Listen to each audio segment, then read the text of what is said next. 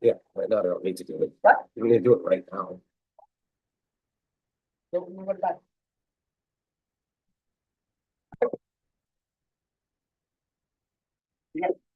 Run sticks.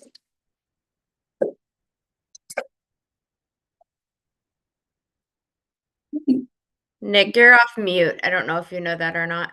Okay, cool.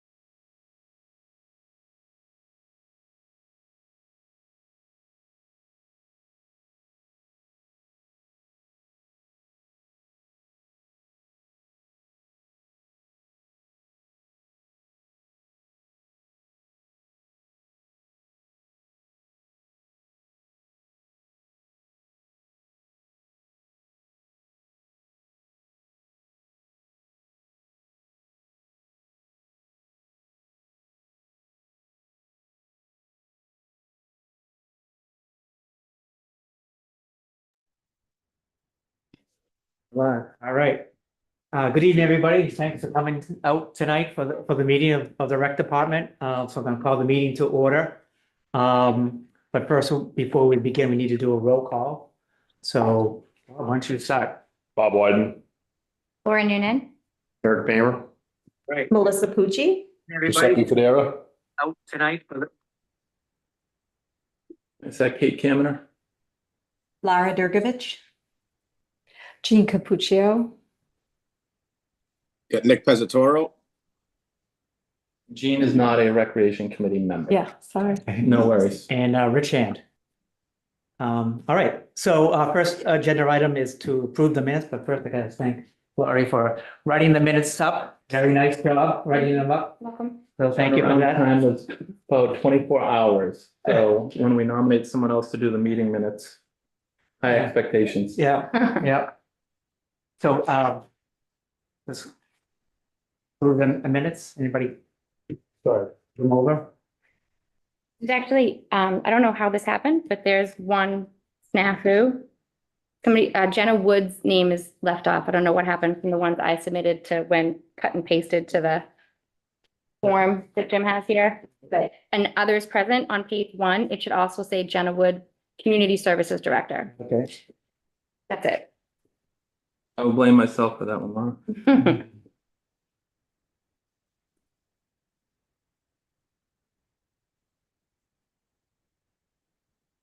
So we need some, after you read them, we need to nominate. Read the minutes.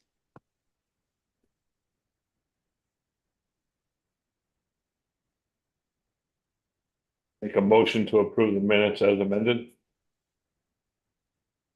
Second. All in favor? I think we need to make this- Right. Yeah, Bob, sorry. Aye. I, I, Aye. Unanimous.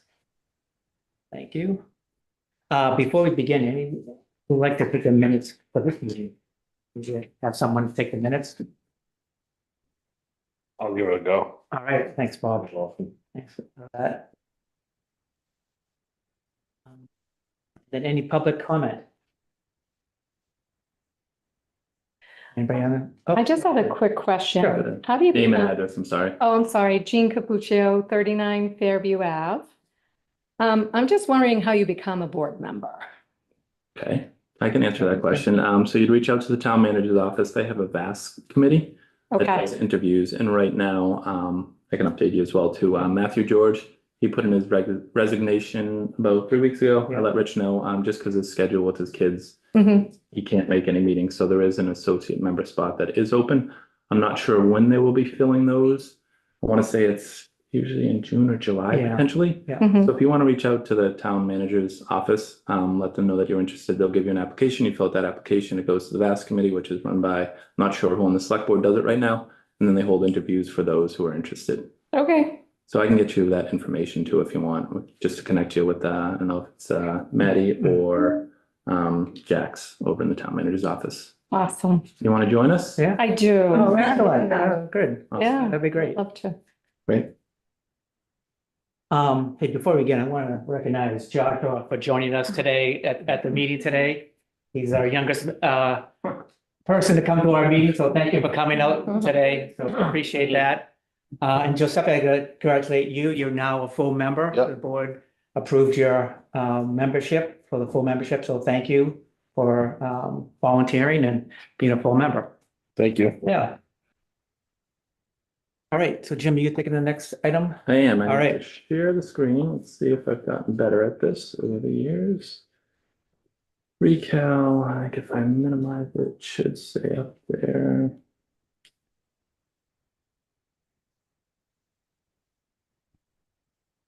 Share.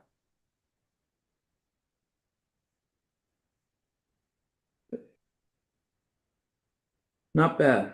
Nice job. Hold on. All right, so this is a continuation of the working group, myself. Jenna Wood, Jenna's, she's zooming in right now. John Sasso, who's behind me, as well as Emily Sisson. Emily had a busy day today. She had to cancel last minute. So John and I are gonna walk us through this, presentation. I know we had sent out, some packet information. Before we get into this is all draft right now, so nothing is set in stone. So if you review this after this meeting today, or if it's tomorrow or this weekend, and there's something that catches your eye, please bring it to my attention and I will share it with the working group. So this is the Reading Center for Active Living Policies and Procedures. I'm going to quickly basically read what's on the board, and if there's any questions after we go through this, myself or John are happy to answer those questions. Policies and procedures at the Reading Center for Active Living ensure a safe, equitable, and effective environment for both users and staff, while also maximizing the center's positive impact on the community's well-being. They provide a structured framework that guides daily operations, manages risks, and ensures fair access and consistent service delivery to all members of the community. Existing policies and procedures, a lot of these are things we currently have that we're going to be updating based on our space. Forms such as program participation forms, rentals for Pleasant Street Center. So these forms are kind of getting mashed into one for our one building. Right now, as you know, we have the COA that's over at the Pleasant Street Center, and we're based out of Town Hall, and we utilize a lot of the school buildings. So a lot of these are kind of coming all together to make it as easy as possible for those that are using the Reading Center for Activity Living. Volunteer forms, part-time employee applications, standards of independence, which the COA uses, field permitting and rentals, which is mainly through recreation, transportation, scholarships, social services, financial assistance, medical transportation, Lifeline, which is transportation with the COA, other general policies we're working on, registration and payments, refunds, cancellations, inclement weather, code of conduct. So there's a lot happening right now in these meetings. There's a lot of different things that are getting thrown around. So we're fortunate to have a good crew with their eyes on them that have helped us out a ton over the last month. Where are we right now with all this stuff? Forms have been drafted for COA and the Recreation Committee to initially review, which is what we're doing right now. Again, nothing is set in stone. We had the program participation policy, the standards of independence, walking track policy, general policies. I just mentioned all these. I don't think I need to say them all verbatim. They're all up here right now. We have some existing forms that aren't changed. Those are things for property tax worker, our volunteer application, recreation scholarships, for programming, part-time employee application, and social services intake forms. Forms that are still being worked on are our programming space policy. I know this is going to be a big one, and working in coordination with the CO to make sure, you know, they're getting the space they would like, but we're also getting space we would like to utilize as well. Transportation policy, forms for therapeutic recreation, updated field permitting, which I'm going to talk about a little bit later in our meeting as well too. And our pickleball membership program, and what that's going to look like as well, and the hours that we're going to have, as well as the fees that may be associated with that. draft membership packet, we're trying to make it as easy for families to come into the building when they get there. So trying to come up with a packet that is going to be simple. A mom can come in there, a dad can come in there, anyone come in there and register their family and get them in our system. When you're in this building, there is going to be a small key tag so that we can track folks coming in. It'll let us know who's in the building, what programs they're signed up for. And then with the COA, I know they get a lot of grants and things like that with the amount of folks that are coming in as well. So it'll give us some good analytics on who's using the building, when they're using the building, and how they're using the building. Have the participation policies up there, general policies, liability, consent, and sign off, not only for people using the building, but also for folks renting the building. A photo consent and sign off for any photos that are being taken at programs or inside the building. Standard of independence, that'll be for folks ages 60 plus. We are going to have an indoor track, so there's going to be an indoor walking track policy. All these forms, we're going to try to make them so they can be filled out online or in person. I know a lot of folks like to use online, but there's a lot of folks that want to come in person as well. And our goal is to have a section right near the main lobby when you come in that will actually have like a kiosk with some type of device that folks can register there. And if they have any questions, we'll have a staff that'll be right next to them at the counter when they're coming in as well.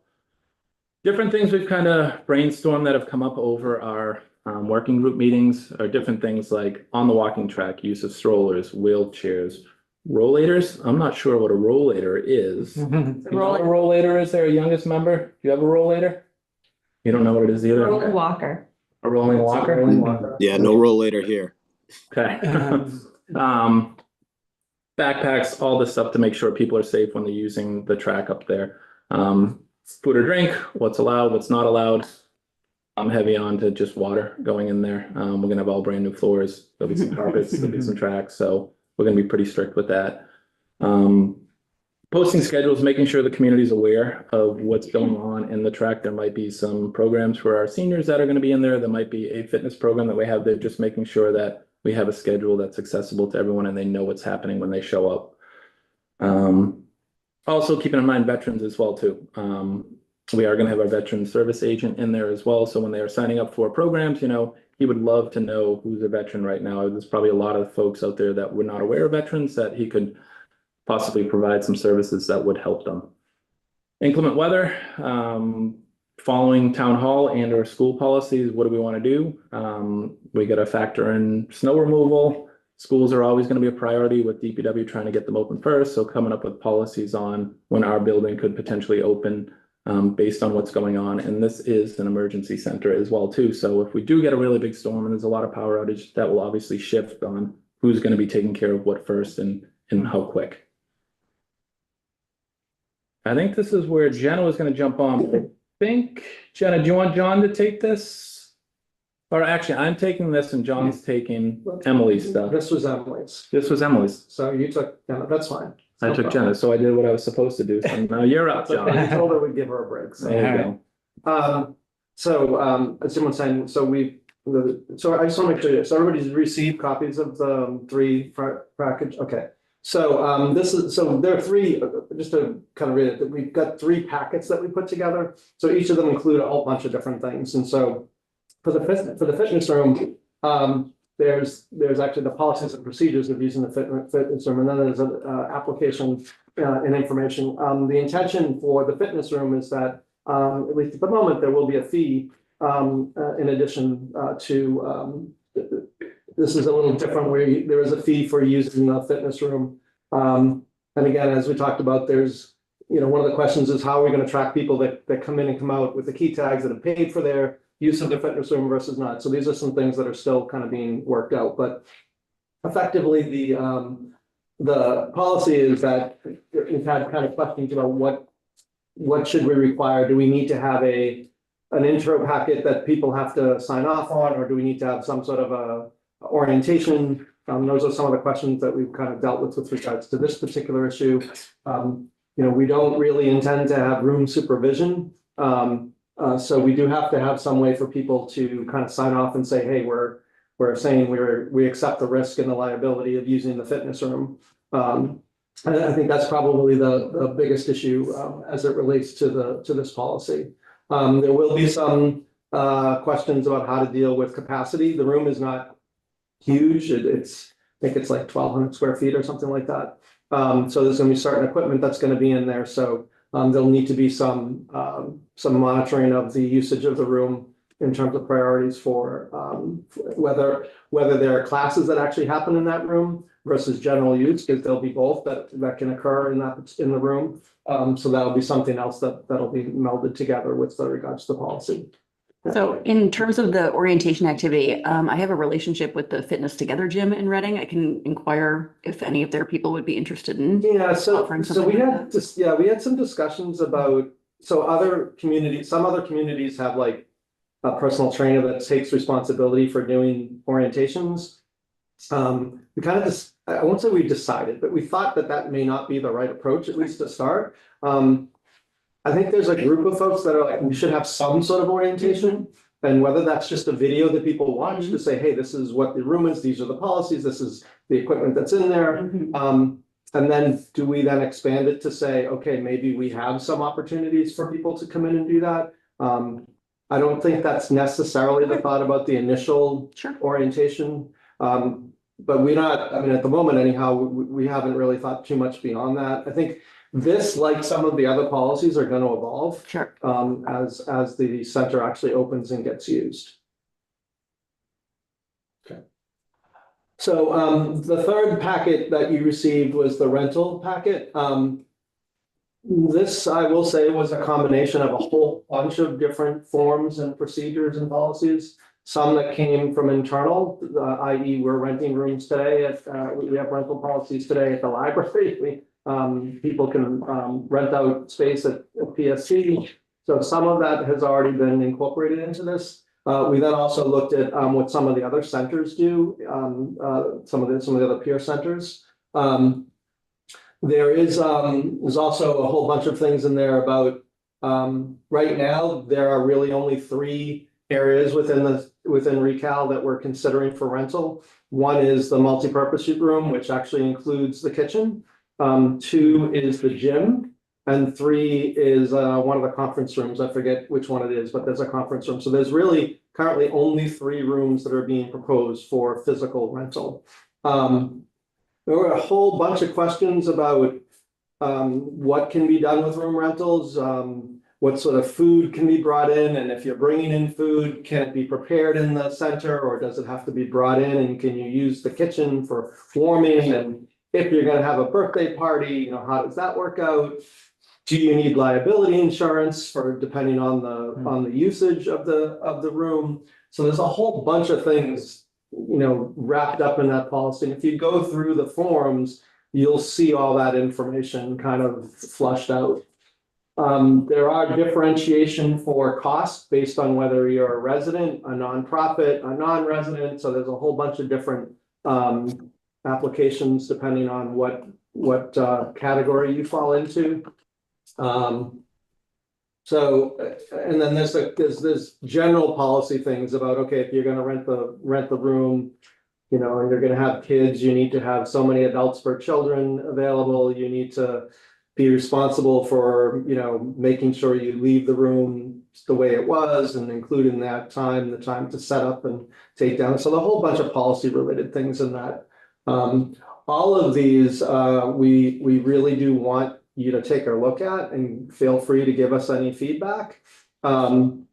I think they're in, so as I've always said, these are going to be initial policies. So we'll talk a little bit in a minute about what happens over time, but if there are some glaring things, we'd love to hear that feedback now. So the next thing is, so once we do get to to a point where we have a policy and procedure that we feel is good to start, we will have formal policies that'll get established as part of the operations plan. There'll be written policy. These will be available online. If people want to come in and sign up, as Jim was saying with the membership packet, they can do that in person, but they'll be able to do a lot of that online. In fact, we kind of expect that we'll do a lot of online stuff up front before the center opens, so that, we're not having people come in at the last minute to sign up to use the center, and we'll process things early. How's the policies enforced and consequences? So we haven't come up with the specifics, but we will have some criteria for what happens if somebody violates a policy. This time, it's really gonna be town staff's responsibility to monitor that. And it, depending on the violation, there'll be some consequence, whether it's suspended membership or otherwise. I would say the most important thing on this slide is the policy review process. We do expect that these policies will be reviewed, I would say at least on an annual basis. But I do feel that I think after we get a few months under our belt at the center, we'll probably have some adjustments that need to be made. So we'll definitely have a process for doing that. I think that's one of the things that we want to establish in the operational plan is a procedure for going back through and going through policies. On that note, while we have a whole bunch of policies that exist that we weren't not really intending to adjust at the moment, if there are any comments or questions on any existing policies, again, those would be great to take a look at now while we're doing this. This timeline really hasn't changed. Our intention is to present the next step in the process, which is a programming strategy. It's the one that I think people are probably the most interested in learning about. So we are actually in the process of putting that together. And while we don't expect, it's not going to be here's the schedule. It's going to be here's how we come up with programming. Here's the process by which we establish priorities and what things will be covered by the programming and how often that'll happen and things of that nature. So we hope to have that for presentation in November. And question for you, is that from a community standpoint, is that like the select board or that November? That is so this is all wrapped up within what I guess we have affectionately called the RCTV operational plan. Okay. So this is programming relative to the space at RCTV. Okay. So for example, like we have a gym at the RCTV, or we have the multipurpose room. How do we come up with the schedule for those particular rooms at RCTV? Okay. So that's going to be the question. Who are the stakeholders that have input to that process? Who makes the final decisions? What's the prioritization? I see. That's all going to get defined so that there's clear delineation of, what's going to come out at the other end. Got it. And it's by far, it's, I think, the thing that people are the most interested in understanding. It doesn't mean we're going to tell you what each piece is going to be, but at least we'll have a process for getting there. Sure.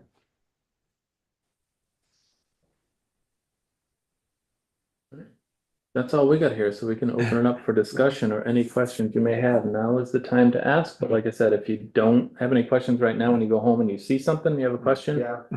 you can reach out directly to me via email. We don't expect you to have gone through the 40 or 50 pages of stuff that we sent the last week or so.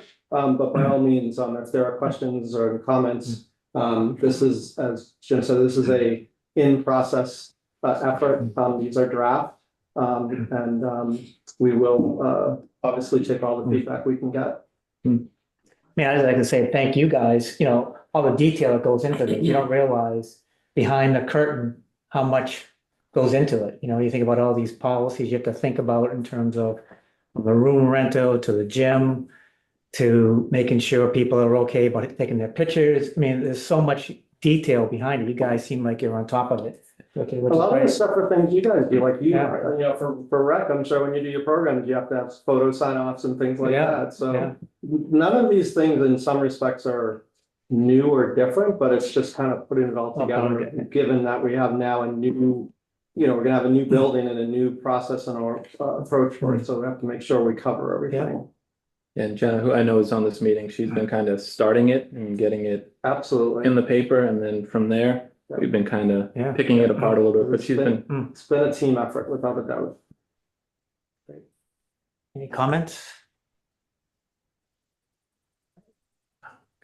Well done, guys. you guys are good. John, thank you. If you want to stick around, you're more than welcome. I'm gonna try to make another meeting. All right. Never ends. Thank you, John. Thank you. All right, let's go to the next. Reading Babe Ruth on update us on the field. I'm gonna share. I do. Mind if I stand? Yes, good. that would be better. There's a few things I'd like to point out, so. Good evening, everyone. I'm Mike Wondolowski. I'm a 17-year resident of Reading. Last 13 years, I have volunteered in some capacity for baseball organizations in town. Most currently, I am the Vice President and Field Director for Reading Babe Ruth, as well as the Game Day Coordinator for Friends of Reading High School Baseball. I'm also joined by Ray Blanchard, who's another board member of Friends of Reading High School Baseball. Topic we wanted to bring to discuss today is the future of Moscarella Ballpark in Morton Field. For those that may not be familiar with this field, actually, maybe, are you all familiar with where this field is? Yeah. Okay, perfect. I put this visual just in case. Obviously, we're talking about this field here. But if you go to the next slide, Jim, I included a executive summary. I'm not going to walk through all this. I'm going to hit on 2 bullet points. But for those that may want to go back and review this after the presentation, feel free to do so. The 2 bullet points I'm going to hit on is number 1, if you're familiar with the field, it is the varsity field for the high school here in Reading. But due to its high water table, baseball activities have been limited. And other sports are rarely using this field today. And Jim, keep me honest, I think the only other sport that's used it was Reading Unified Sports Soccer. So Reading United Soccer. United Soccer, They sorry. use it in the fall. Exactly. And the thing that we're here to talk about is we believe the time's now to execute on a long-term solution for this field. To increase field usage, decrease ongoing maintenance, and provide a new multi-use field within town. So for the rest of the time, I'm going to talk about participation in baseball in the town of Reading, the issues that we've had specifically with this field, and then finally some potential solutions. I have held time towards the end if you want to ask questions. If you want to ask questions as I'm going through the slides, please feel free to stop me. So here we'll start at Little League. Little League is from ages 5 to 13. What you may not be aware is Reading Little League is the 4th largest Little League in the Commonwealth of Massachusetts. Wow. The average Little League in the state of Massachusetts has about 24 teams. Once again, ages 5 to 13. This past year, we had 56, which is 568 players between 5 to 13 in Reading. There's a very strong pipeline of youth baseball as they're going and building up through the ages. From I'm sorry. Little League, I'm sorry, yeah, Mike. Sorry to interrupt you. Nancy, can you put yourself on mute? Oh, yep, I can. Thanks, Jenna. Thank you, Jenna. And it's good to hear from you, Jenna. It's good to hear. So there's a very strong pipeline coming up through Little League. If you go to the next slide. Hey, Mike, quick question. Oh, yeah. What's number 3? Oh, that's Lincoln Sudbury. Lincoln So Hingham, Andover, and Lincoln Sudbury are the only ones that have more participation from a Little League perspective in the state of Massachusetts. Thanks. As you may know, once they graduate Little League at about 12 years old, they graduate to Reading Babe Ruth, which is 13 to 15-year-olds. And this past year, we had 150 players. That's 10 teams, all within Massachusetts. So here you have individuals that might even be playing high school lacrosse or soccer, and they're actually still playing baseball at a recreation level, which is really exciting for us.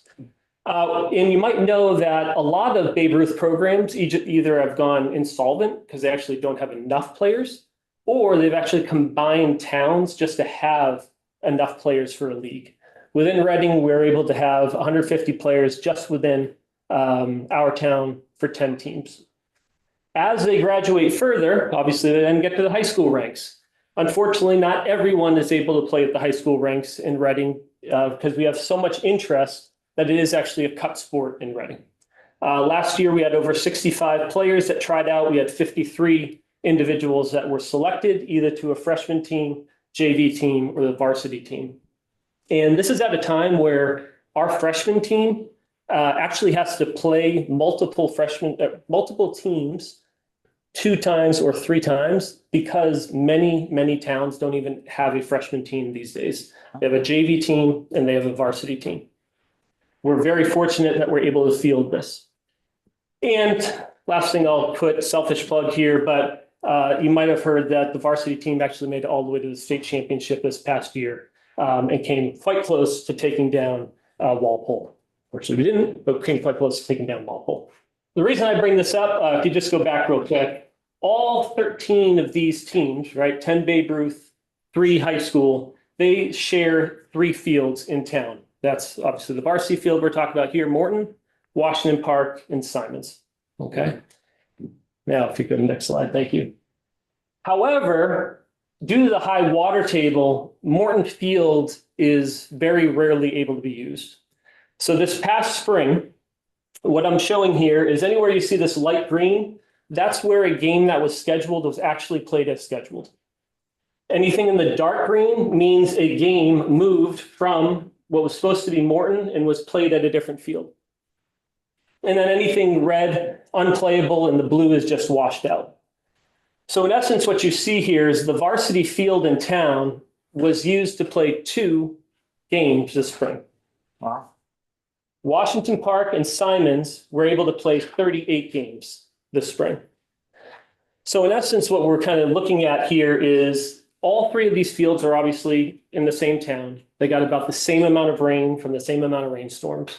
They're taken care of and manicured by the same DPW crew. But as you can see, there's a vast difference in the usage between these 3 fields. And it causes some disruption too, because oftentimes this is just games. What I don't have on here are practices, right? So when the varsity team gets bumped from Morton, they then use Washington. It then means that on Simons, both the freshman team and the JV team, or approximately 35 to 40 players, are all on one field trying to improve their skill set. The other thing I'll point out here is there were a few times also where we actually played out of town. So we rented the Lasher Field up in Lowell 2 different times. And actually there was one time that rained out twice with Stoneham, that on Mother's Day, we actually decided to play a home game at Stoneham, which is another thing that we just wanted to point out. So yes. Was there a playoff game that got moved to Pine Banks too? Yes, there was. So this, I kind of kept to just the regular season. We were able to, so technically you could put 3 here. We were able to play 1 playoff game at home. However, the quarterfinal game of the playoffs, which in my opinion was one of the greatest high school baseball games I've ever seen, we had to move to the Pine Banks turf just to be able to play a home game for the playoffs. But that is correct. Thank you, Tom. So you might be wondering, all right, this is within Reading. How does this compare to other fields or other towns?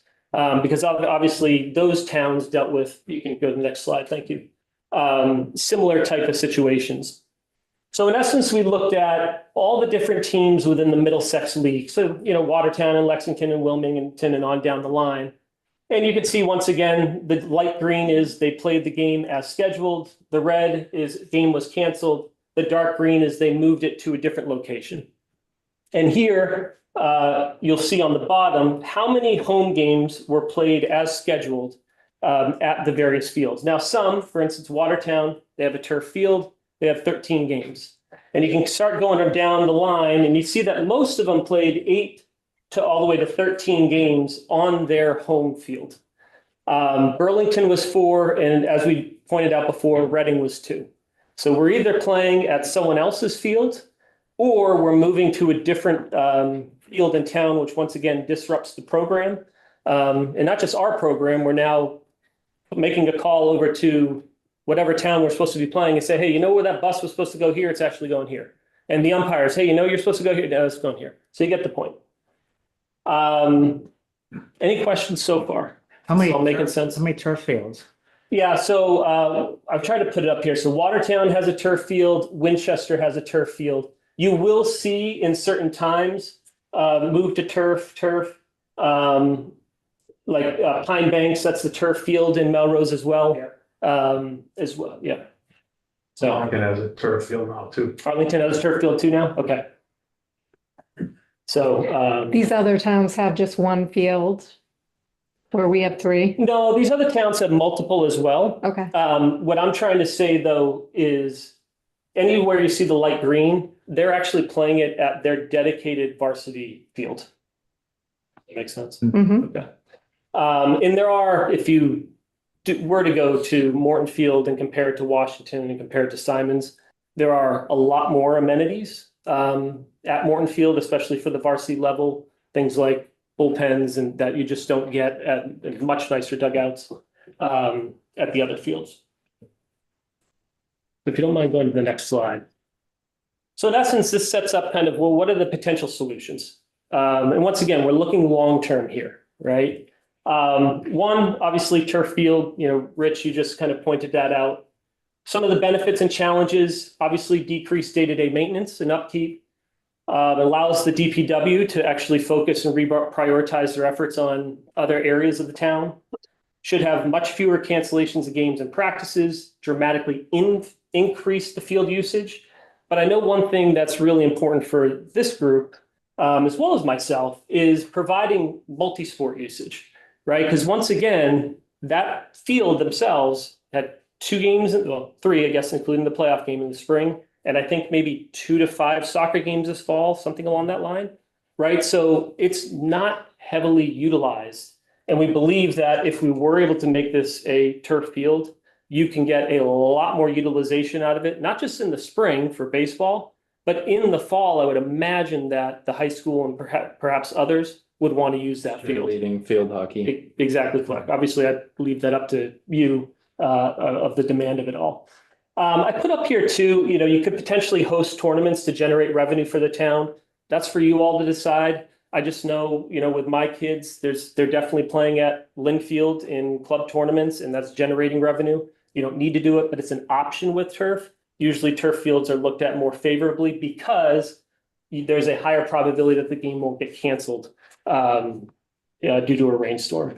Now, with that said, yes, this is probably the highest cost on this, right? But I do believe it could provide the greatest amount of benefits and flexibility to the town.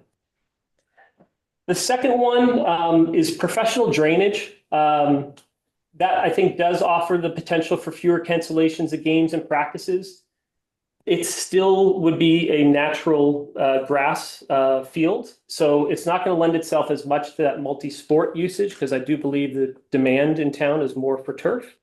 The other thing I'm not sure on, quite honestly, I'm in financial services. I don't know a whole lot about wetlands and things along that land, but this is a field that is surrounded on a few areas by wetlands. And I don't know if pushing the drainage back into wetlands would probably be the greatest of ideas. But once again, I would leave that to the experts there. This would still be a significant cost, but I don't think you get as many benefits as you would for the turf. And then finally, increased season maintenance.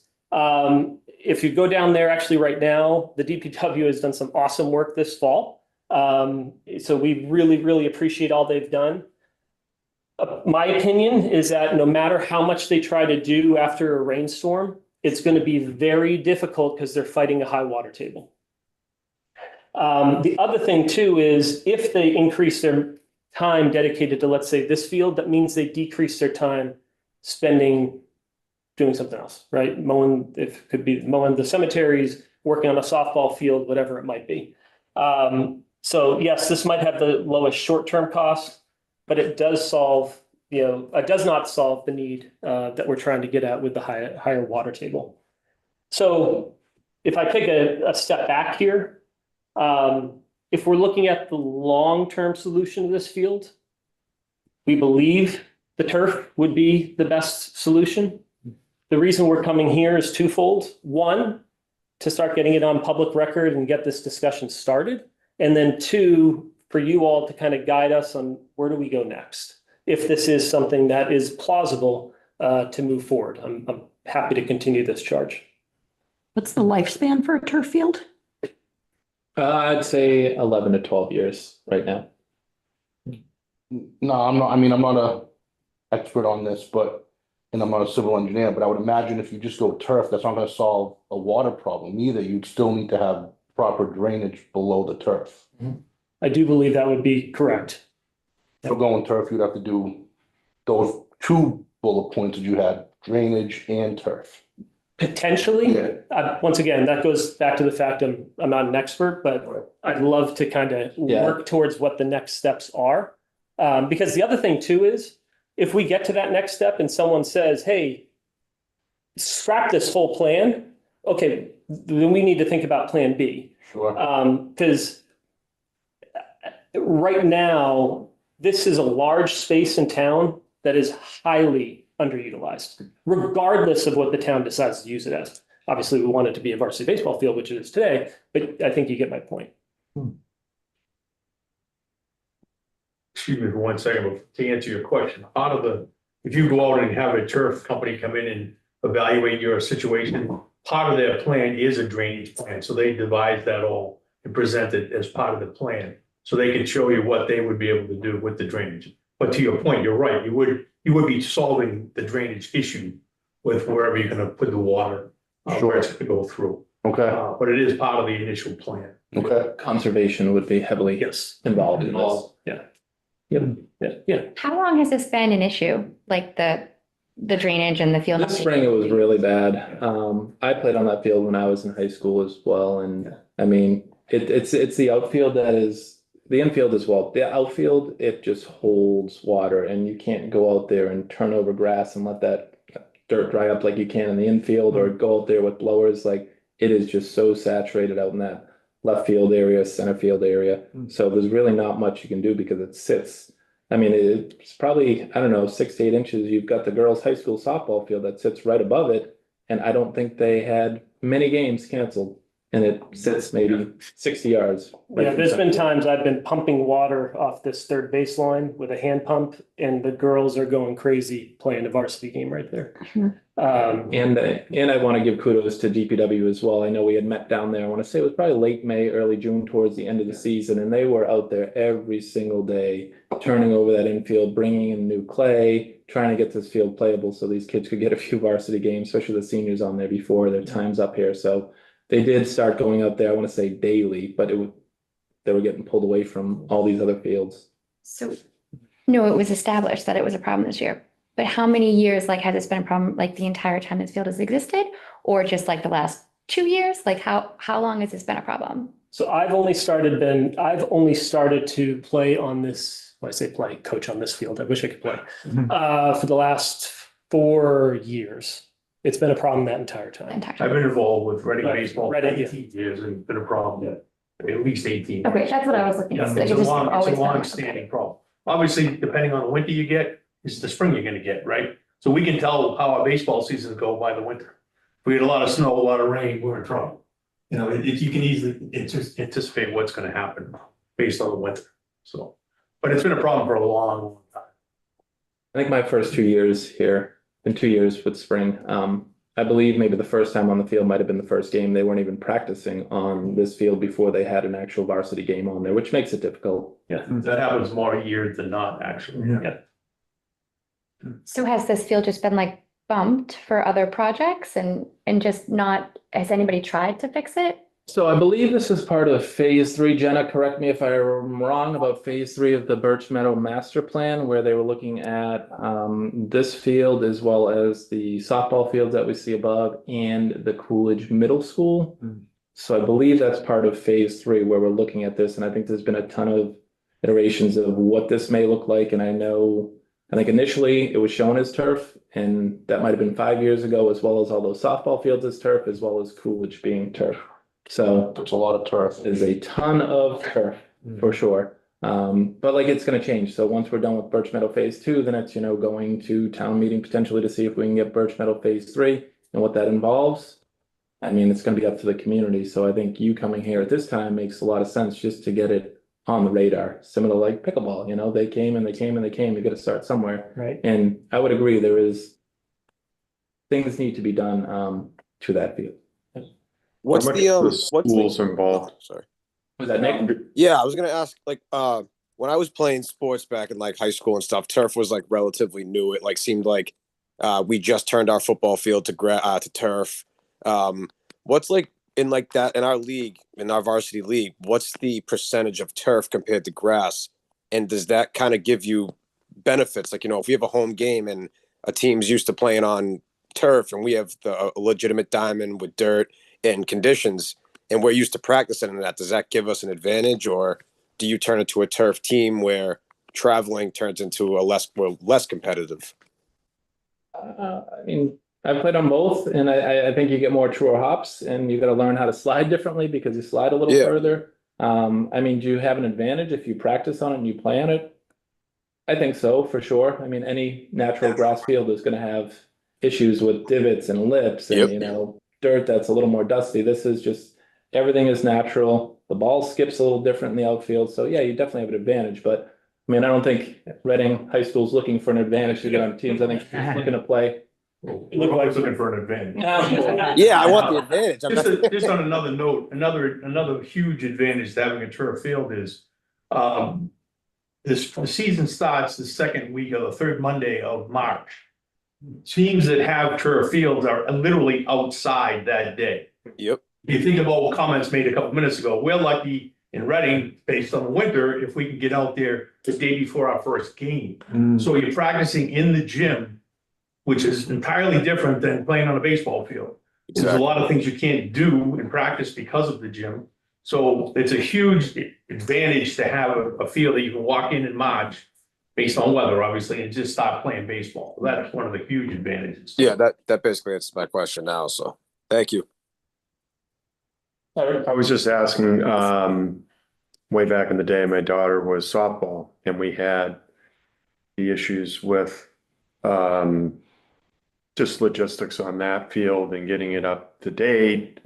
She didn't end up playing in high school. And I remember there was some level of involvement of the coaches and Reading softball all getting together on the proposals, and the high school was like, yeah, we need to do this collaborate. How much is the high school in on?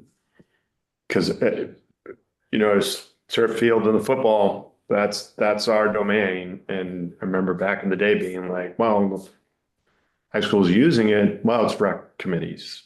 You see where I'm going? I'm like, okay, so this is another layer of how we can involve them to schools to. Have you met with Dr. Milachevsky or Principal Clarko? I have not directly, no. I don't know if Dave has. I think Dave had it, but yeah, I don't think it's, just coach, discussions. So you've had discussion with a coach from the high school? Yeah, so Coach Dave Blanchard, he's not here tonight, but he's also on the Friends of Reading High School Baseball Board. He's had a lot of discussions also with DPW, the athletic director, I guess, the superintendent as well. So I think this is all on their purview. I think the biggest thing is trying to get organized and kind of what's the best way forward. Because in my old time as president of Reading Little League, I figured out, okay, well, if I can follow all the procedures of the town and check off those boxes, you tend to get to a point where you're like, oh, okay, we can move forward. This is a much larger project than I've ever been involved in. So I just want to make sure we're checking those boxes correctly, because I hate going to one place and say, well, you didn't.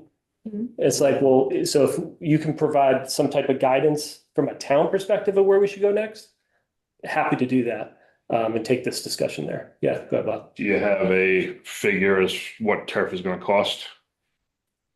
I think you should I can put a number with right me. now it'd probably be close to $3 million.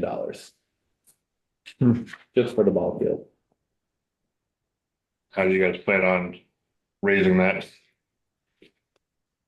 So if Say something, anything, sorry. that's gonna be something that would have to go through town meeting. Yeah. For sure. Yeah. Unless you guys are holding on to something we don't know about. We couldn't contribute that much. We're happy to fundraise a portion, but it's not going to be in the 7-figure. A lot of canning. And like I said, it's a conversation we're starting right now. Yeah. And there is a phase 3 to Birch Meadow and potentially a phase 4. So it's kind of targeting what's most important right now. So I mean, I think this is a good start. I can speak with some higher ups and see if we can start putting a plan together to see if we can expedite this by any means. But yeah, like I said, it could be 2 years, it could be 3 years potentially. In the meantime, I think we just got to have DPW focus on, doing what they've been doing, and just keeping eyes on it, which I think they did a really good job last year when it was brought to our attention. How much this field need a little bit of work, whether it was the infield, making sure it was cut short enough. We got so much rain that the actual infield came in and they couldn't hit ground balls to their shortstop because the grass was just swallowing all the balls. So they had to actually cut the grass a lot shorter. I think in previous years, they said they didn't change anything, so got to cut it shorter. So just staying on top of this field and hoping for a dry spring and a very mild winter, I suppose, would help right now, but a long-term solution is something we gotta start, looking at for sure. Yeah, and that's what this is all about. Regardless if it's 1 year, 2 year, 3 years, I'm a firm believer that if you don't get started, you never get done. Right. So my hope is that today we're getting this discussion started, at least on a formal matter, and we can go from there. I'm happy to go forward, but I also want to keep you all on time. I think I'm 4 minutes over. No, it's a good presentation. Thank you. Thank you. Yeah, thank you all. Good, thank you. Feel free to reach out to me with any questions and. Is there anything for Mike in terms of like, you talked about checking all the boxes in terms of where to go next, or you Just guys? checked number one now, and then I mentioned that he came in and we follow up with him. I've talked to Mike for probably the last Okay. year or so, just on different updates. So just staying in touch with me and seeing what the plans are and where we stand with phase 3 of Birch Meadow. There's a lot of money kind of coming in and going out of town right now, potential override as well too. So the budget is very tight, but we got to start planning ahead if we ever want to see something happen. So appreciate you coming in. Thank you. Thank you. Thanks, Mike. Feel free to stick around if you want. Do you want to join us? Not just. Thank you. Thanks again for coming in. Appreciate it. Presentation. Did you sign in? Oh, no. If you want to sign in, and then if you can just sign in. What is the timeline on phase 3? Great question. Gonna finish phase 2 and then. So it's right here about phase 2. Yeah, I know. Jeremy, you get the next item, right? Where are we? I lost my agenda. Project updates. Project Recal, you updates. did that, pickleball and Birch Meadow phase 2. Yeah, so we went through Recal. I can just give you a quick little more on Recal. So right now Recal is 90% done of the design phase. Actually last Thursday, I went on a field trip to Seaport, took the rec van, went out to Seaport in Boston and went to the BH+A headquarters. And they had all of the, I guess, inside kind of furnishing things outside of chairs and stuff, whether it was the tile, the floor, the wooden floor in the gym, the fixtures on the walls, the paint colors. It was overwhelming. We were in a room probably 3 times the size, and it was just laid out with every material imaginable. So they were showing us some different options, trying to get a pulse of what we thought would be good. The assistant town manager came and we kind of told him our ideas and we came up with different things, whether it's the water faucets, where, do we want the ones with the handles? And it was quick, like, I don't want the ones with the handles because the child's gonna go in there, turn on that handle, it will never shut off. So making sure it's one of those spring activated ones that will come up, or it's one of the ones with the batteries that are electrical, if we can wire them in. I don't like the ones that, a lot of them do have batteries and you are constantly replacing those batteries. So if we wired in, I'd love those maybe in the staff bathrooms. They're the ones where you turn on, and turn off because they're a little more responsible than no offense. Over there who may leave some water running.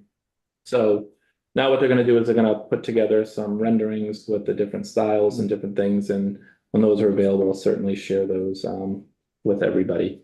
Are you taking like any ADA, like, is there anybody that gives you guidance what would be adaptable for? So I think part of with BH+A, they have to follow all that stuff, but if you have different things and you want to share with me, nothing is set in stone right now. If you want to share certain things that, you've seen in buildings, everything is ADA compliant. Yeah. What that exactly means, I guess could vary a little bit, but if you have any input on anything you may see once we start showing you these renderings, please let me know. Yeah, so the only thing just because I go to a lot of different senior centers, like they have these entrance, I think the design of the building might have already been done. I'm not sure how much input you have to that, but entering and exiting bathrooms that actually don't have doors. It's just kind of like a little walkway and it's like a little bit of a zigzag into the bathrooms is just a lot easier for people if they are using a rollator or if they're using Yeah, so doors. a wheelchair.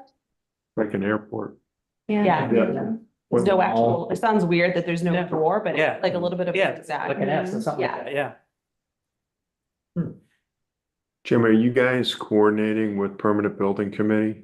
Because the last meeting we had, one of the, I can't remember, on the recap presenters was like, hey, that's totally separate. And I was like, okay. They're involved. Yeah, okay. They're involved. Maybe they go with them and. Ed has been going to all the PDC meetings, CPDC. So they are involved. Any building, they are heavily involved. Well, no, and I can imagine from our standpoint, because it almost seems like is it Council on Aging's lead or is it Reading's lead? Is it a whole? It is the Community Service Department lead, which Recreation, COA, and Veteran falls under, and Jenna is the Community Service There you Department. go, Jenna. All right. Under Jenna's lead, is what I would say.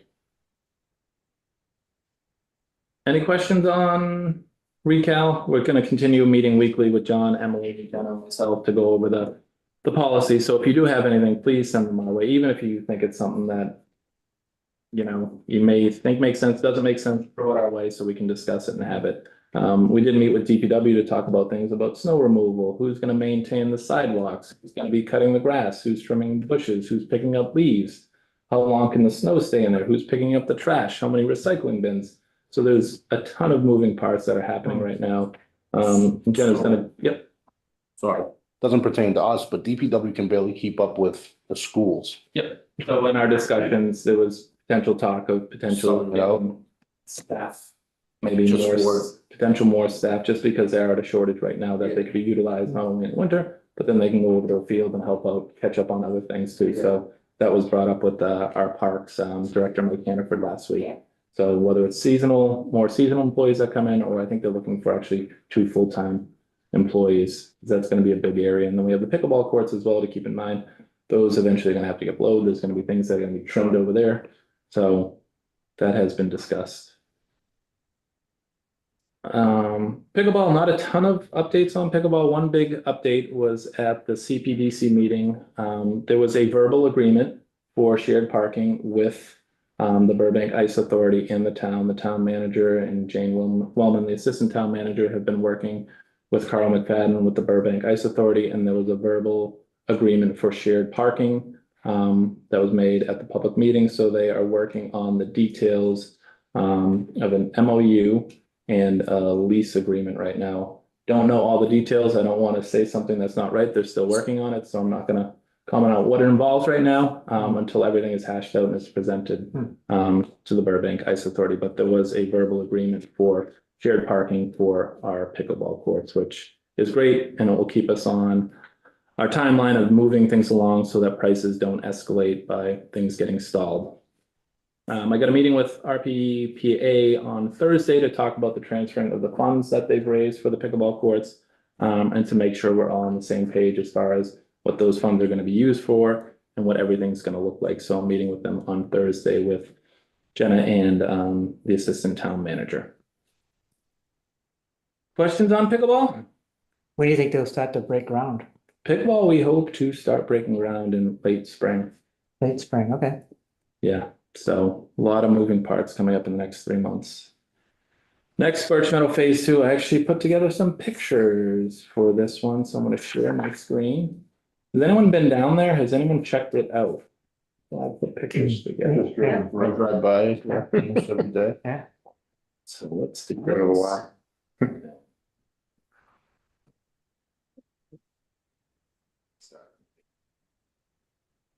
All right.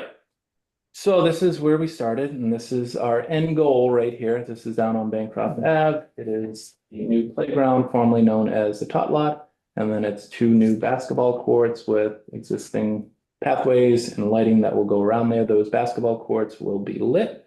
So I'm going to show you kind of my progress photos. I try to do a good job getting out there every single week. Try to get photos. I am out there probably 2 or 3 times, but sometimes I don't take photos. So this is actually the first thing that happened. This happened in early June. This was the Rise Playground. This was part of it. The schools jumped on board with us because they had tried to go out to bid before, but it was such a small project, nobody bid on it. So they put it in with this, not only for the cost savings, just to get someone to bid on it. So this was our first step. This took about, I want to say it took about 5 days. There was a little disruption in the summer programming that was there. The kids couldn't utilize this playground. I want to say it was 4 or 5 total days missed. So this is the resurfacing. This is going on top of the old pour and play. So the colors the schools picked out, the schools picked the blue and this bright fire engine red. The process of watching this, it was pretty fun. Me and Ed were out there, and I literally could have watched this all day. It was very I forget what the kids call it, aesthetically pleasing or something like that. But it's a pretty neat process. And this is the same pour and play that will be going on the new playground that was formerly known as the Tot Lot. That was them starting it. This was the Nice. completion of it.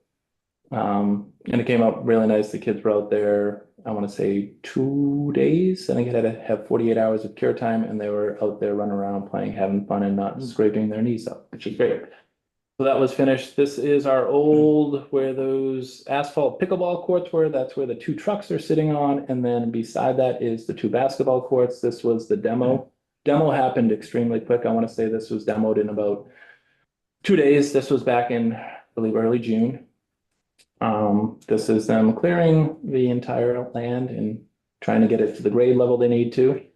I'm gonna go through these pretty quick. This is them prepping their artillery to roll this out and flatten it all out.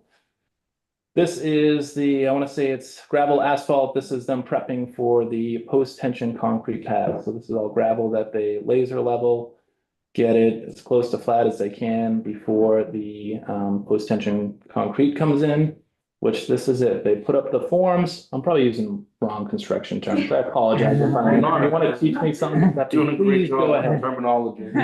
So these are the forms here. You see these bars that they look like they have a green hue on them. So those are post-tension rods.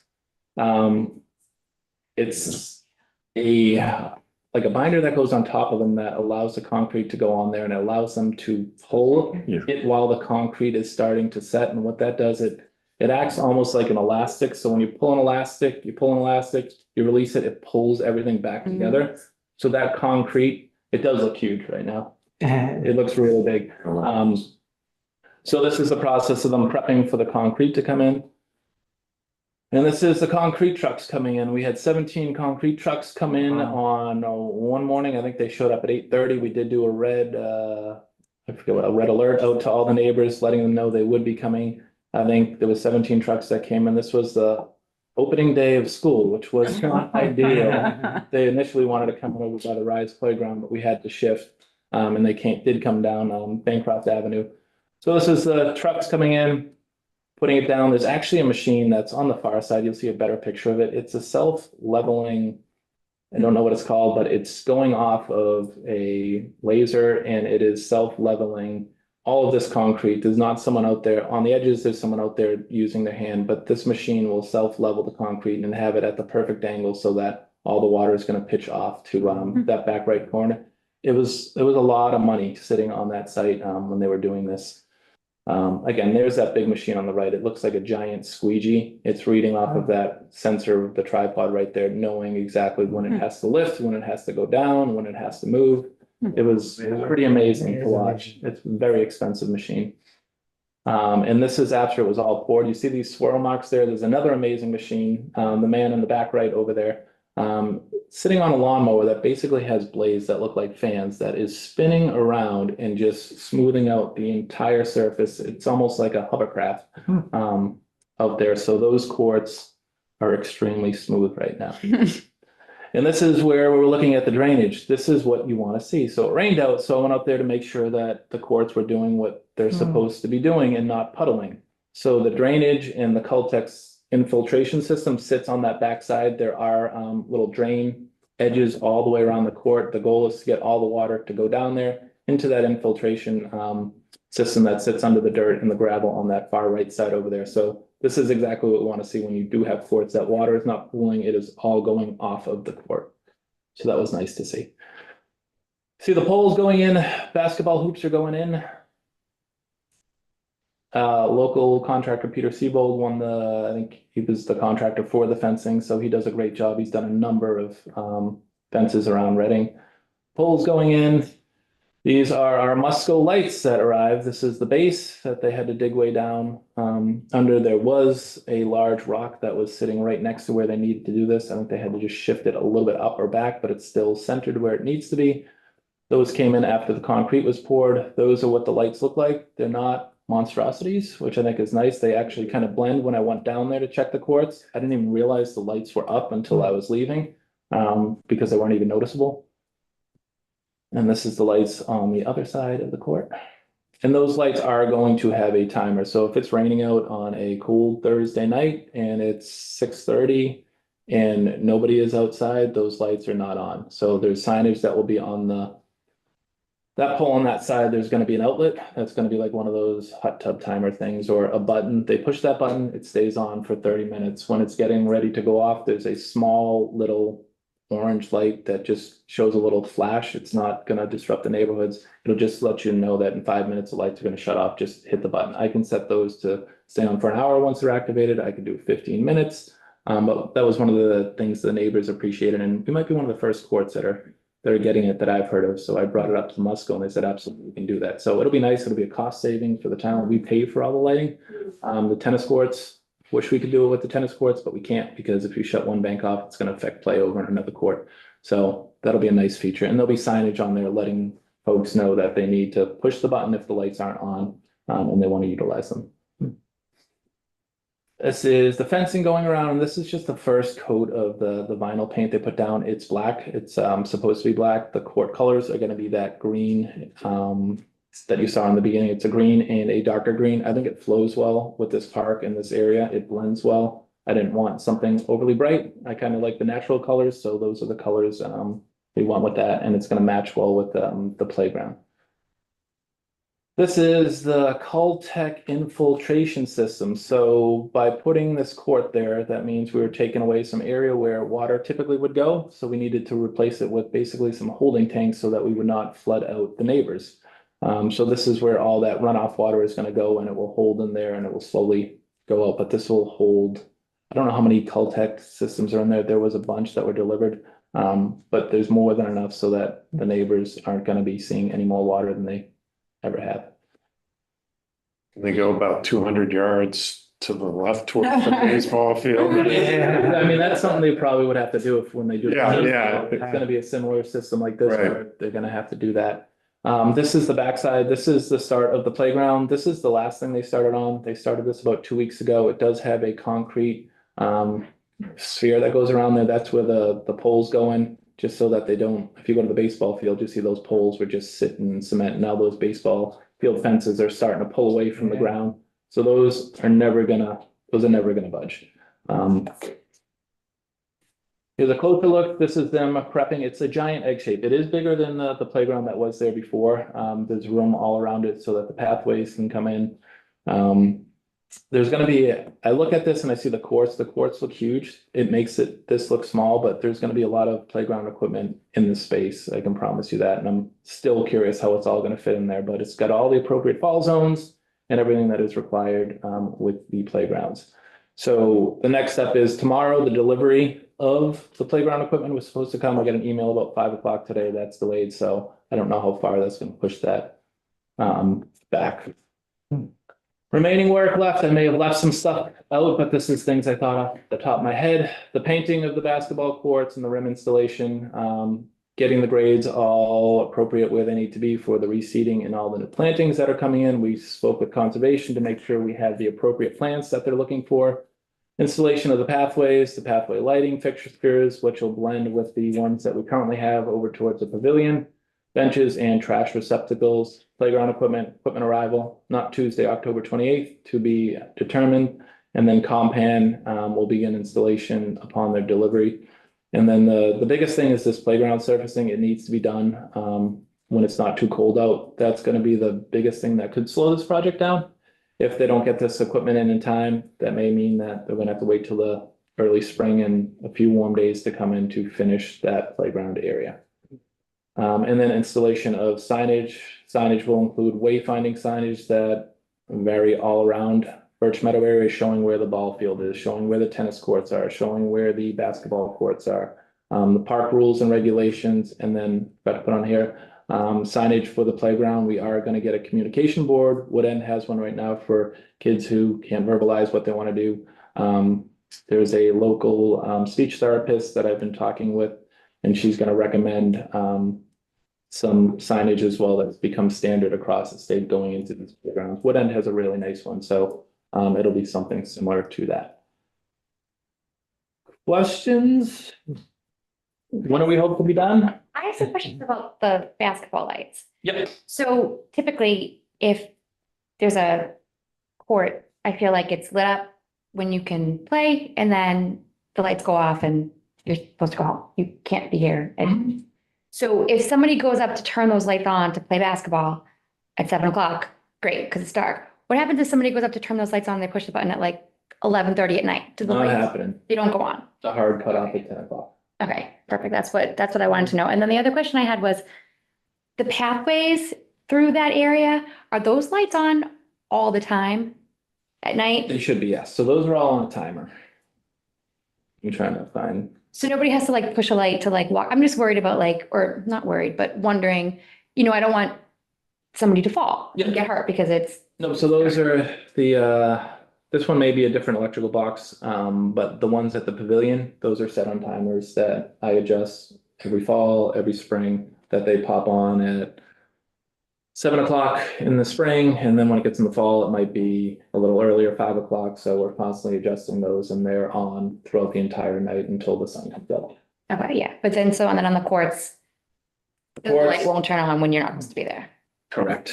That would not make me look good. We might make the neighbors wouldn't like it. Yeah. People playing basketball at midnight. There'll be some education. There'll be kids showing up, or folks will show up if they're not familiar with it, like where they're gonna show up being like, why aren't the lights on? We'll try to get as much signage as we can there. So that people know that you need to push the button. And then I'm sure there'll be kids that are just on their bike and it's not gonna be on, they're gonna go by and just give it a push just to see them come on. But again, if they're on, they're on. But it's those days where it's really cold and no one's out there and it's raining out that we're gonna save a lot of money. Yeah. Jim, can you remind me where the parking is? Were they adding some spots like on Bancroft? So it's a good question. They got rid of some spots. Answer for you right now. They didn't get rid of any spots. I know that. And one of the big things was we were gonna add a bunch of spots where it's showing number 3 is right now. Right. And when we had the community meeting, it was made clear to us that it's not a parking problem there, it's a people problem. So they were worried about bringing more parking into this area would cause more issues than what's already going on down there. And they were nervous about extending the parking closer down to where that playground area was, or even where that intersection is gonna be. Yeah.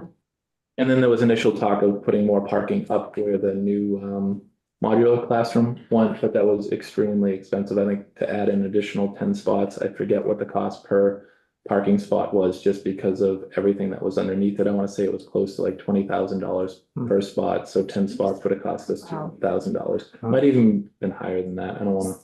So is there handicap accessible parking in that parking lot? Yes, so I think you can kind of see where one is up over here. I want to say there's 2, or I think there's 2 there, and there's one that's got the van accessible area so that doors can open and you can get out. Okay, and that walkway, there's gonna be some grass in between that walkway? Like a little bit of a buffer from that street, because I think that was one of the concerns. Yep, so there'll be trees. I know right now they had rocks that were there. I know DPW did save those rocks that they put over there as well, but there's, You mean you've got like between 3 and 4? you're talking like right Between Bancroft and the, here. oh, yeah. This area. So to access those parking spots, you take that little pathway there. And there'll The be, concern always was that street and people going down that street, and the Yeah. safety next to the there's a playground. stop sign here, but it's not utilized. So there's a new crosswalk getting put a little further north, and then it's gonna come over here and then cross over there. This is the area where people are constantly flowing through that area. And we just recently got a stop. There was never a stop sign there that's right. until Never was. last year. That's right. That's no. But people still roll through there, and then even during pickup, you'll see parents, they'll sneak down there and they'll park there, they'll park in the middle of the crosswalk, and their kids will walk over and can get over there too. I've gotten a number of photos from the neighbors there, and I've reached out to the police department, who've been out there a number of times to potentially ticket folks who aren't following the rules, but that whole street, it says no parking on that left side, but during baseball games, one person does it, one does it, they all do it. Any questions on that? So we're hoping that this project will be wrapped up. We've always been shooting for right around Thanksgiving. Again, it depends on the weather with this foreign play, if we can get it in time. But each week I'll give you updates, and if you want me, I'll bring a better picture to show where those parking spots are, the accessible parking spots, and show that kind of crosswalk area next time. You want to keep on going for the What I got? fair update and then Ed? 7:43, we're over an hour. Where's my cheat sheet? All right. Here's the Birch Meadow. Lights at Driscoll Field. I don't know if anyone jumped on and saw that we had 3 poles I saw him. fall over at the Driscoll softball field. That happened on Monday. I think it was October 13th. It was that day. Where I think it was a nor'easter. It was windy, it was rainy. It was Columbus Day, right? Yeah, nobody was out on the fields, thankfully. And it was about 10:30. One light pole fell. The first one that fell was the one that was closest to the street softball field.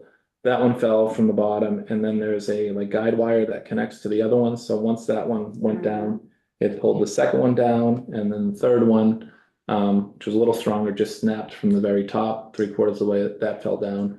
So it was out there on Monday. DPW came out. We got some tape around it to keep folks off of it. There was glass everywhere.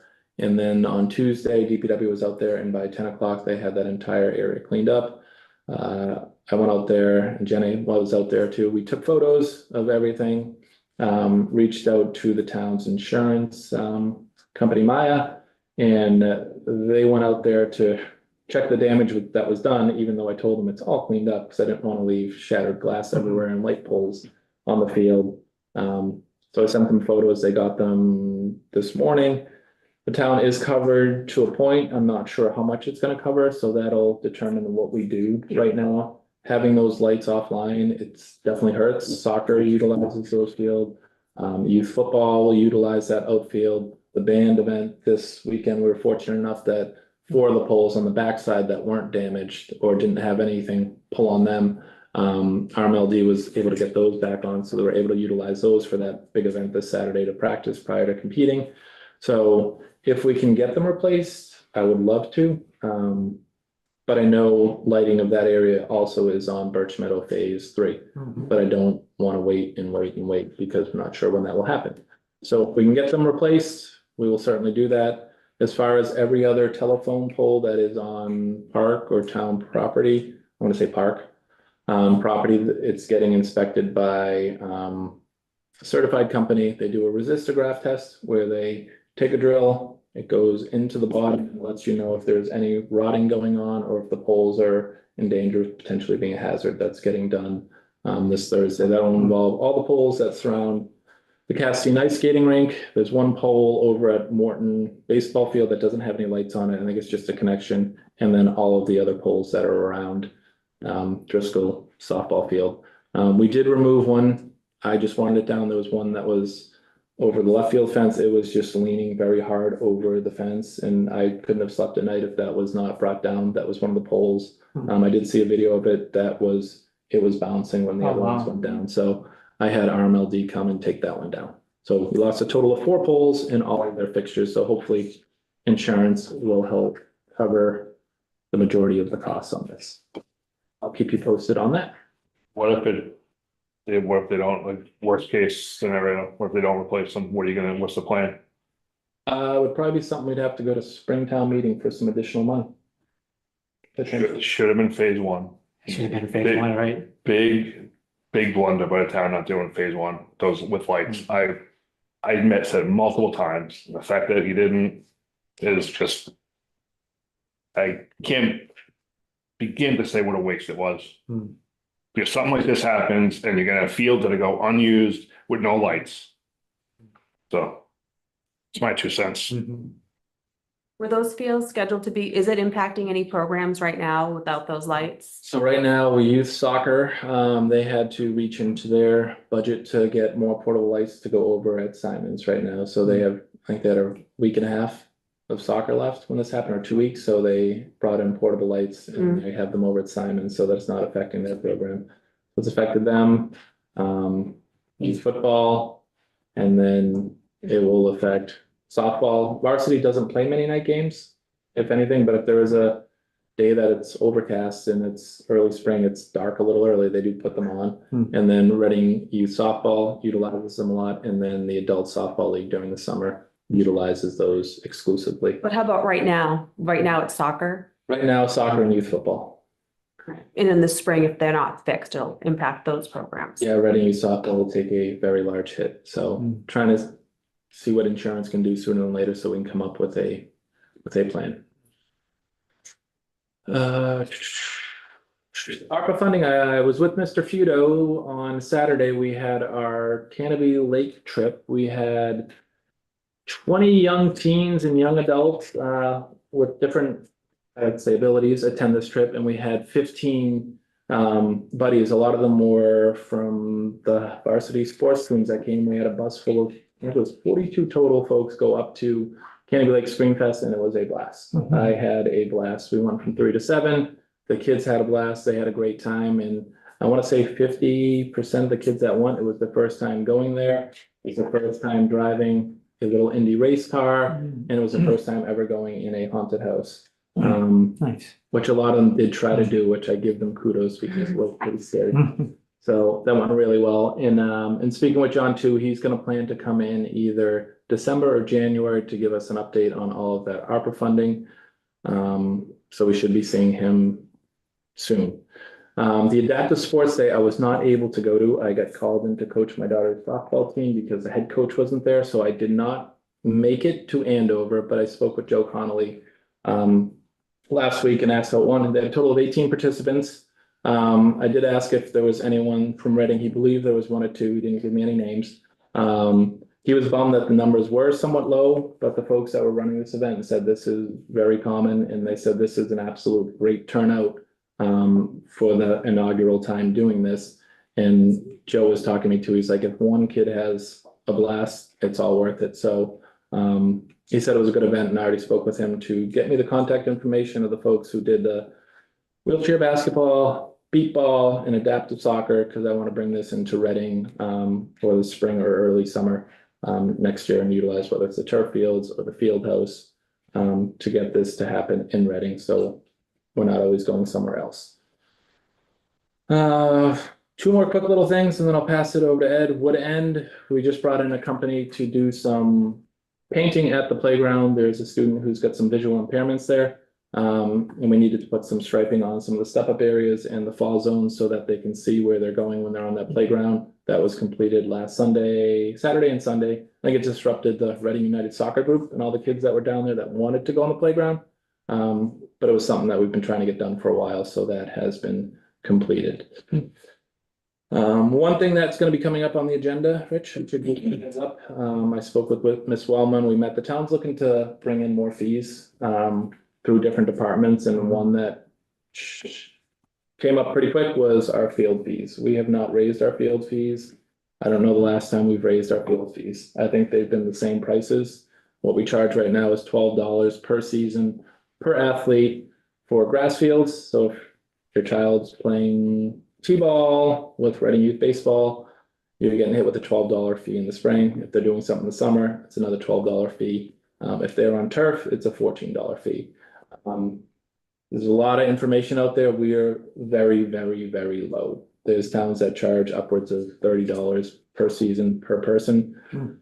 I don't think we're going to go that high, but I think something, maybe a 20% increase, which could be $2 or $3 to bump it up just to kind of catch up with the times, I think is reasonable. So maybe that 12 goes to 14 or 15, and that 14 goes to potentially 18.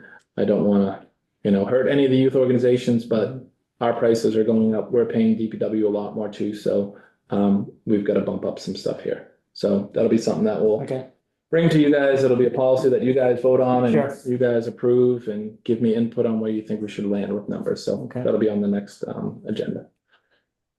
I think that's all I have. I have a question. When you say you were repainting the piece of the equipment, do you ever take a look at other equipment around town, whether or not it also needs to be marked? I mean, that way they're all accessible. Yeah. That I one. mean, we can certainly look at that. We have all our playgrounds inspected. So yeah, maybe we could, even if it's 1 a year. I want to say, it costs about $3,000 to get it done. It was 2 days worth of work, but if we're going to do it, we might as well. Yeah, be proactive about it. Same Rather thing than with having somebody having to come to us for that. I agree with the communication boards. Before I think they had tape that they just put over there. We tried to do that, but that just came off so quick. Yeah. So someone came in, professional painter, straight lines, and they put a little bit of like a sand grit that goes into this paint that helps it adhere, and they sand and scuff the equipment. So, I think making that a standard is a great idea. Similar like the communication boards, any new playground that we're putting in, communication boards if we have money and one doesn't have it, let's do that as well. What does the communication board do? So it's for nonverbal children or, you know, that can't communicate. So there'll be pictures on there that, you know, that they have in, like they have books. I don't know if someone can speak on what the books are actually called, or they may have an iPad. Textbooks. What's it called? So there's textbooks and there's AAC devices, which is an iPad, which the child will touch the word and then there'll be a voice output. My son uses an AAC device. I have a lot of experience with it. My personal opinion on communication boards standing in a playground is that they're kind of a waste of money. That's just my personal opinion, because if a child needs that, they have their own with them and they're carrying it and they're using it and they're trained to use it. And there's not typically a child that needs that doesn't have their own, that then needs to walk up to the big standing sign. I don't think that it's necessary, but that's just my personal opinion, take on it. Interesting. Yeah, I get it. Yeah, they typically do have something. My son would never put his AAC device down to then go use the one that's standing up, so. Yeah, I mean, I had a different experience with my kid. Yeah. Which is not to be disrespectful to your situation, but like my son used that for a little bit when he struggled with language. And I always found something like that would have been helpful because he didn't need it all the time. But I'm like, oh, when you need it sometimes. Yeah. So I think it does serve a little bit of a purpose, different needs. Or if is it a book or is it a battery? Is it like an iPad? It's an iPad. Yeah. Or so there could be a textbook, and it's a plastic book with pages that you can put in that are plastic and they're got Velcro. And then there's different, it's picture exchange communication system. So then there'll be a strip with Velcro and then they'll take their icons and they'll put it on and they'll hand it to somebody. Those are pretty outdated. People don't usually use those anymore because there are alternative augmented communication devices, which is an iPad typically, which is locked on the one program, which is the speech output program. And people use that because then there's just infinite words. There's more words. You touch a button and it goes to another page. You touch a button and it goes to another page. And they're not losing. We lose our Velcro sentence strip all the time, either because it falls or because it gets chucked somewhere and then you never find it again. But typically you see the AAC devices. Yeah. And they carry them around on their straps. Yeah. But that's another perspective. That's somebody that doesn't carry it all the time. Of course. That I didn't think of. It might have been a little dated too, before they had the iPads going out in, every kid's hand. So I'm really dating myself a little bit. But there's going to be times when there could be individuals who don't have that technology, either with them or, so there could be, I still think they're useful to a point. But maybe I can chat with you guys when I get closer. Like, I don't know what's the standard. And like I said, I was gonna reach out to, I forget the woman's name who was in Reading. That was the one that brought it to my attention. I would definitely talk to a speech therapist or someone who has experience with those devices. You might have. Yeah, and a lot of these programs too is they have a spot where it's sponsored by someone, and she said she'd be willing to, if it's their logo going on, I'd have to see if that was allowed. Just saying that this communication board was sponsored by Reading speech therapists or something along those lines. And how about somebody from the school system? Isn't there somebody in the school system that a speech therapist that might be able to guide you? Sure. Yeah. Okay. Yeah. I think the school committee. I can certainly look into it. Right? Yeah, I'm not sure. Wood End has one. I want to say it's relatively new. I don't know where that. You have one. Yeah. There for a while. That came A couple from. years now. That Yeah. was the I think it schools that brought that in, or if that was something through the town. I think that was there when it was first built. I thought it was put in 2 or 3 years ago. They might have updated it. Oh. Thought it was new. It looked pretty brand new. Yeah. They, On that upper playground, not on the lower playground. Oh, I'm So the sorry. Upper playground that has it right outside the fence. Yeah. that one might be new. I'm not familiar. Okay. Oh, God, there. Comes a week. All right. Laser focused on my one. Yeah, that's right. All right, I think that's all I have. Thank you. Ed, you're up. My turn? Yeah. Yeah, nothing too crazy, just jotted down some stuff I've been working on since the last time we met. Obviously, if you haven't heard, tomorrow is our downtown trick or treat event. It's always a popular one. I'm sure the streets will be full of kids in costumes and families, and looking forward to that. We have businesses all throughout Main Street, Haven Street, and kind of off a little bit from there, all participating. People who are off the route are out on the cobblestones out front. We have a company called Big Daddy coming, who brings a bunch of fun games and stuff for the kids to play. Kind of switch it up a little bit, add some fun. We have the Neshoba Valley Ski and Snowboard Program that opened up on October 15th, the popular one always that we do. Middle school sold out in 13 minutes this year. I think there's just a strong crew of a couple of grades that have been moving through that really enjoy the program, and it's great. And before he goes on, there's a bunch of people on the wait list right now. I think we have 10 to 12, and we do get parents that are coming, take another bus. Right now we're gonna have close to 100 kids going to Neshoba. Wow. It's 100. We bring another bus and that's 150 kids. That is a lot to manage. We rely on myself, Ed, and we have 6 to 8 parent volunteers, and there are so many moving parts. So if you hear parents, saying, why not just take another bus? That's a lot of people. Yeah. It's one of the most stressful programs we have, obviously. It's a ski program. So myself and Ed, we are just walking back and forth down on the bottom while our chaperones are skiing with the kids. So it's more of a safety issue if we're to have another entire bus come. I don't like excluding any kids from anything. But when it comes to safety, I certainly will. So right now we're staying with 2 buses, an elementary school as well as a middle school bus. If we have a few more openings, and I think the the elementary school, I don't think it's filled right now. It's getting close, but if it doesn't fill, then we will open up for some, the younger 6th graders to go on that elementary school bus, maybe with a parent chaperone, to accommodate as many kids as we can. So I just want to get out there in case anyone hears anything. Like, People reach out to us and see what we can do, which is totally fair. Kind of go on the same lines there for our in-town Sunday basketball league. Kate, the 1st grade, has a bunch of kids also who want to play basketball this winter, which is awesome. We have a wait list going for that as well. I'm in the middle of starting interviewing later this week staff and stuff, so that'll kind of help me manage the wait list and see how many more kids we can take based on staff and people's experiences and whatnot. But everything's looking pretty good there. Grades 2 and 3 are still strong. Grades 4 and 5 drop a bit, which we've kind of seen recently with the travel basketball getting more popular in town. Social skates will be back. It was very popular last year. We definitely had by far the most people sign up. We had 35 last year, so looking for a strong showing again this year. That'd be awesome. So I've been working with the North Shore Skating Academy as well as the high school boys and girls hockey teams, just to get a bunch of buddies and the people who are support there. And I don't know if you guys have been down there or not. It's a awesome program. I really enjoy it. It's a good collaboration.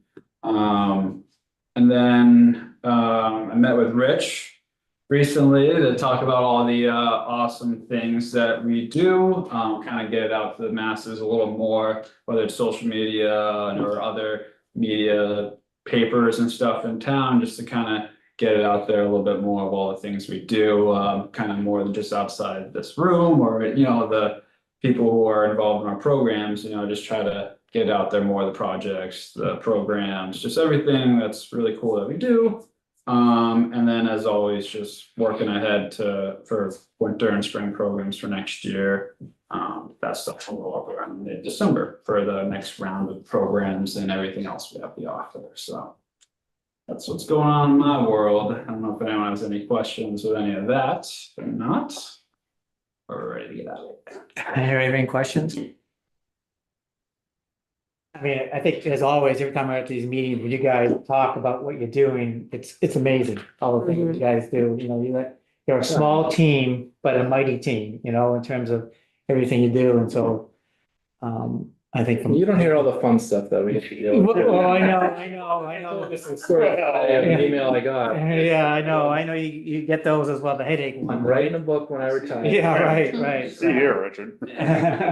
No, I appreciate that. You guys do, there's a lot going on, right, with the new retail building and, everything's going on, so I really appreciate you guys' work, everything you guys do, so. I appreciate everyone here too. Yeah. I get different emails. You guys know stuff sometimes before I do. I'll get a random text about, do you know this? Do you know this happened? There's a sign missing here, different things like that. Like, so you guys are the eyes and ears too. And I mean, I really think we have a great committee. I really do think we have a nice diverse committee that has a lot of good people with great intentions, and I always look forward to the meeting. So that's a good thing. Yeah, it is good. You know, I don't That's dread good. it, Yeah, which no, is that's great. Good feedback, good feedback. All right. All right. Motion to adjourn? Yeah. Bang. Well done. We have to, Aye. Aye. oh, wait, I'm sorry. Go ahead, Bob. Aye. Aye. Aye. Aye. Nick, you still here? I'm here. Awesome. And Thank you. And we'll meet you at some point, right, Nick? Yeah, next time, I promise. All right. All right. you I'll bring exist. donuts. Awesome. I appreciate you jumping on. All right. All right, man. All Thank right. you. Thank you all. Nice meeting everyone. Thank you. Thank you. Gene, if you have any questions, please reach out to me, tell us what the committee is about. like Thank that. you.